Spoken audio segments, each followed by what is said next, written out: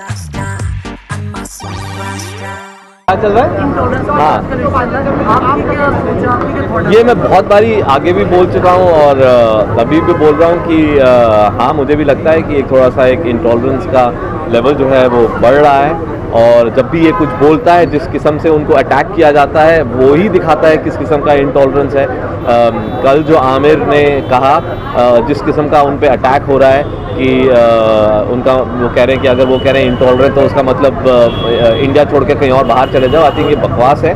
वो सिर्फ ये कहने की कोशिश कर रहे हैं कि एक पिछले 7-8 महीने में जो बहुत लोग महसूस कर रहे हैं, एक थोड़ा सा इंटॉलरेंस हो रहा है। और अगर कोई ये कहना चाहता है तो उसका मतलब ये नहीं है कि वो मुल्क छोड़ के जाना चाहता है, वो सिर्फ एक कहने का तरीका होता है।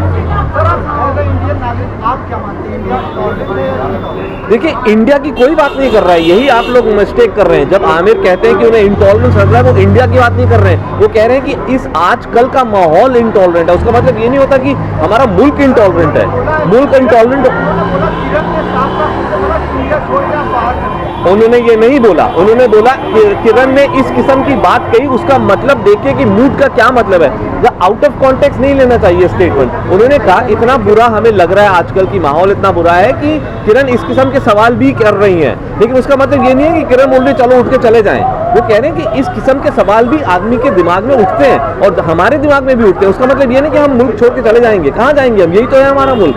तो इस किस्म के सवाल का मतलब इंटॉलरेंस है। अगर इस किस्म का अटैक उन पे किया जा रहा है, क्यों छोड़ेंगे? वो तो हिंदुस्तान की शान है। वो कहाँ जाएंगे हिंदुस्तान को छोड़ के?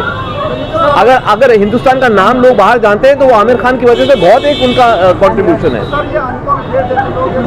अब अनुपम खेर जी का क्या एजेंडा है मुझे नहीं मालूम, वो क्या किस लिए वो कह रहे हैं। लेकिन मेरा जो पॉइंट ऑफ व्यू है वो मैं आगे रख रहा हूँ। एंड आई टोटली सपोर्ट जो आमिर कह रहे हैं, टोटली सपोर्ट जो शाहरुख ने कहा था।